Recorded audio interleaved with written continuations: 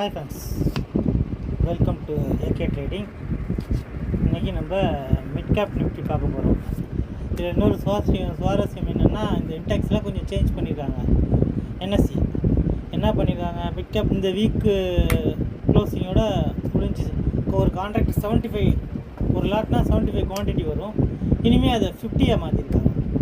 Next week எக்ஸ்பீரிக்கெல்லாம் உங்களுக்கு 50 தான் வரும்.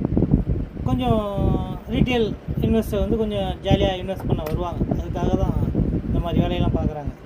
ஸோ ஓகே, அப்போது market last trading 10,914, high 10,999, low 10,292, close 10,973.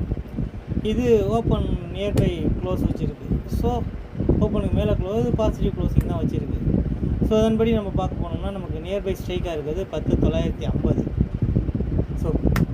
So 10,950 கால் ஆப்ஷன்ஸ் 60 ரூபா, புட் ஆப்ஷன் 26, மொத்தம் 86 பாயிண்ட்ஸ். 86 பாயிண்ட்ஸ் மூமெண்ட்ஸ் இருக்குது. 86 பாயிண்ட் பண்ணி பார்த்தோன்னா நமக்கு ரெசிஸ்டன்ஸ் 1 இருக்க போகிறது 1110, ரெசிஸ்டன்ஸ் 2 இருக்க போகிறது 1136. So support 1 10,924, support 2 10,864. ஸோ ரெண்டுக்கும் மிட் பாயிண்ட்டாக நமக்கு இருக்க போகிறது 10,967. ஸோ நம்ம ப்ரெடிக்ஷன் படி 10,967க்கு மேலே மார்க்கெட் சஸ்டெயின் ஆகிட்டு இருந்தால் என்ட்ரி கால் ஆப்ஷன்ஸ், அதுக்கு கீழே மார்க்கெட் சஸ்டெயின் ஆனால் என்ட்ரி புட் ஆப்ஷன்ஸ். இது ரெண்டுக்கும் நமக்கு ரொம்ப முக்கியமாக இருக்க வேண்டியது ஓப்பன் தான். ஓப்பன் அபோவ் அண்டு நம்ம mid point above.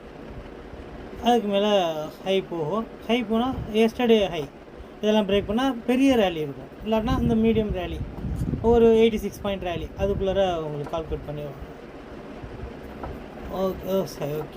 Okay friends, அவ்வளோதான் இந்த வீடியோ பிடிச்சிருந்தா லைக் பண்ணுங்கள், ஷேர் பண்ணுங்கள், கமெண்ட் பண்ணுங்கள். நன்றி, வணக்கம்.